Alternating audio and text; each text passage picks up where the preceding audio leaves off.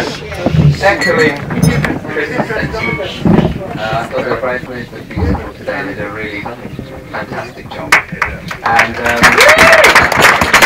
I'd like to thank the bride. I'd like to thank, on behalf of the bridesmaids, I'd like to thank Chris for his kind words.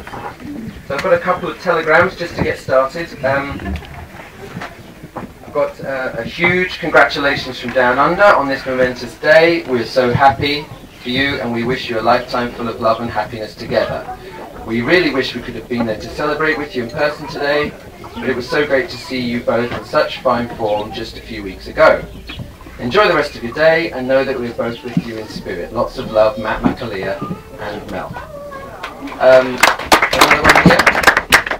This is best wishes to the happy couple. Love from Dan, Babs, Finn and Stella in Melbourne. And I've got another one here, who's just texted to me. Dear Chris and Fidelma, reaching out to you with very long arms of love. Have a great day. Know you will be very happy together. Love Tom, Sarah, James, Samuel and Henry.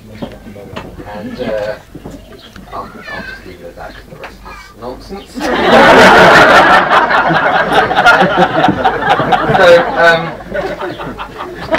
I've actually got just to break the tradition a little bit.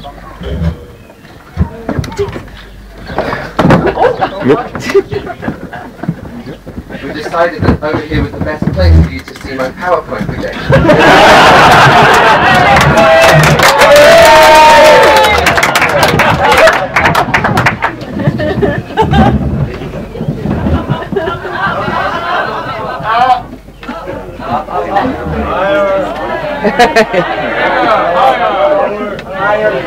More.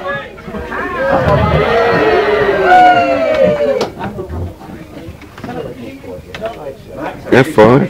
I told you there'd be PowerPoint.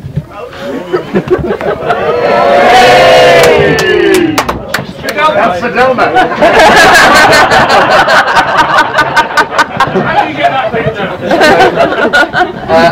Too pretty. There that I might not be telling the whole truth, but as we know, the camera never lies. So this is Chris, the baby, and I think from an early age it was quite clear that Chris had a very bright future ahead of him. And I think today, and looking at all the people here and his beautiful wife and all of his friends and all the support that he has, so that's testament to the fact of this bright future. I wasn't surprised when he said to me that they were coming up here to get married, because it's somewhere that we've come as a family all of my life, and I know my parents have been coming here since they were first married. And it's true to say Chris was always very proud of his Scottish heritage. Sporting the family tartan in his tie there. So I'm sorry about some of you might not be able to see in the back there. All of these photos are very old, and they're scanned in from very, very tiny bits of detail, so apologies, the quality is not as good.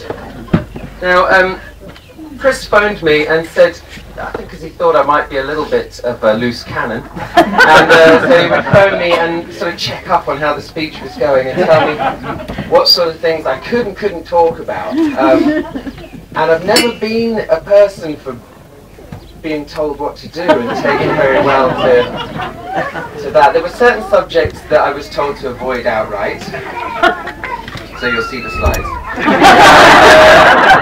were certain subjects that I didn't even realise were on the cards until he mentioned them. And you'll see the slides of them as well. I wanted to approach the tricky area of previous romances. There's a dodgy one for a best speech. There was a stage in Chris's school career. There was a stage in Chris's at school as a boy where he became known for indulging in a little fiddle with the girls. And, sorry to joke to Sam here. picture of Sam here. Playing the fiddle. the bad pun. There was only one other woman in Chris's life that I can remember that made him happy. And apart from that, I don't think there's much worth mentioning. But I do feel it's my duty to alert Fidelma to Chris's previous marriage. Him here, the May King, age about 9. The marriage never lasted. There were irreconcilable differences. So, but it's fair to say, from his career, his romantic career, that there's only one other time, other than today, that you can say that Chris has really got the catch of the day. Sorry for that, was the corniest joke.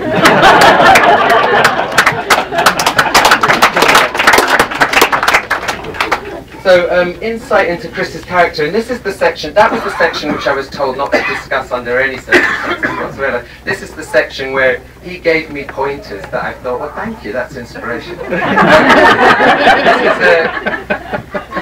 It was quite clear from a young age that Chris was going to be quite a hairy man. And this is I think this is what Dave was talking about with the short legs and the long back there. And just to help Fidelma out for their future and for their marriage ahead, just a few things about his sort of personality that I know. As he said, we've grown up together and I've known him probably, well, I've known him all of my life. So, yeah. Can occasionally be hard-headed. And for Fidelma as well, he likes at least the illusion of being in control. So, you know, if you can maintain, here he is, happily steering the ship around Clopton Bay, and that's my grandfather's sage eyes there looking over him and keeping him out of trouble. So he's never happier than at least when he thinks he's in control of the vessel, so I'm sure. And you might have heard of Chris's legendary partying. I mean, the stag do there, he rocked in at 6:30 in the morning, looking quite a shadow of his former self, and he's quite well known for how much he can handle in terms of the alcohol. You might see some of that later tonight. But that wasn't necessarily always the case with Chris. Another last man standing, the biggest party animal. But this is how I first, just links in with how I first met Fidelma properly, where we were out at the karaoke in Soho. And later we were dancing away and we were having a rare time. And I thought to myself, there's a party animal as well, the new girl that he's found here, you know, there's an even match there. So, but I think Chris has plenty of experience of taming a wild animal. So, he should be alright there. And from that first night, I clocked Fidelma's shoes. I clocked her these killer red heels that she had on, and a very keen sense of style, I thought. And so I thought, well, that's a good thing for Chris. That could help him out, because the style has not always been